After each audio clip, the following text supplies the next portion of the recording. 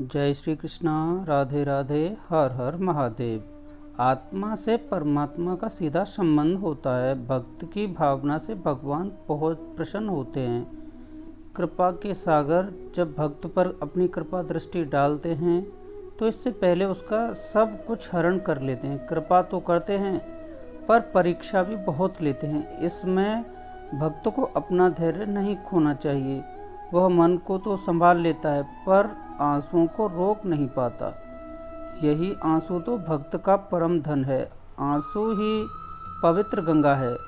जब इस पवित्र गंगा जल से भक्त का अहंकारी मन धुलकर पवित्र हो जाता है तभी भगवान की कृपा उस पर बरसती है। अहंकारी प्राणी को विमूढ़ कर देता है, उसके सोचने की शक्ति को समाप्त कर देता है। प्राणी माया से बेबस होकर अपने आप को सब कुछ समझ लेता है।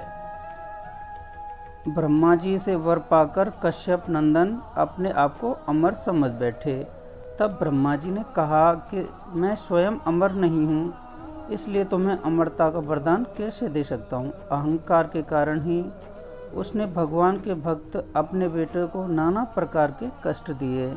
जिस पर कि प्रभु की कृपा होती है उसका कोई बाल भी बांका नहीं कर सकता। कौशिक ने जब प्रभु ने अपने भक्त कष्ट में देखा तो नरसिंह भगवान बनकर आए प्रहलाद की रक्षा की। वामन भगवान के चरित्र का वर्णन करते हुए राजा बलि ने भगवान श्री वामन देव का यक्षशाला में बहुत ज़्यादा सत्कार किया और संकल्प के अनुसार 3 पग पृथ्वी दान की। वामन भगवान ने प्रसन्न होकर मनचाहा वरदान के रूप में अपने आपको भक्त की सेवा में सौंप दिया।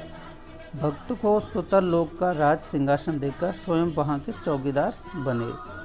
सच यही है कि भगवान तो भाव के ही भूखे होते हैं। समुद्र मंथन प्रसंग को लेकर यह नाशवान शरीर समुद्र के समान है और उन मन में उस समुद्र का जल है। जब विवेक रूपी मंथनी से ज्ञान रूपी वासुकी नाग के द्वारा मंथन किया जाता है तब रूपी भक्त ज्ञान वैराग्य आदि प्रकट होते हैं जिनसे मानव जीवन का कल्याण होता है। प्रत्येक प्राणी को विवेक की आवश्यकता होती है। विवेक और बुद्धि द्वारा ही प्राणी गृहस्थ जीवन सुखी और आनंदमय बना सकता है। ईश्वर आराधना से ही दुखों का मोक्ष संभव है। शुक्रवार को किस्मत या भाग्य वैसे तो हमेशा इंसान के कर्म से ही तय होती है, लेकिन इंसान अपनी गलतियों को किस्मत पर थोपकर उसे सौभाग्य या दुर्भाग्य का नाम दे देता है। लेकिन अगर कभी आपका सामना अपने बुरे समय या दुर्भाग्य से भी हो जाए तो आपको उस समय क्या करना चाहिए? इस प्रश्न का जीवन में एक ही उत्तर है, धैर्य, धीरज, सब्र। कुछ भी कहिए लेकिन इस मंत्र को जीवन में आप उतार लीजिए कि संकट असफलता की घड़ी में हमेशा धैर्य से, धीरज से काम लीजिए। माना कि संकट के समय या हार को सामने देखकर धैर्य रखना आसान काम नहीं होता है। अक्सर हमारे प्रयासों की विफलता हमें सफलता के पथ से भटका देती है। हम हार से नहीं हारते, हार के भय से हार जाते हैं।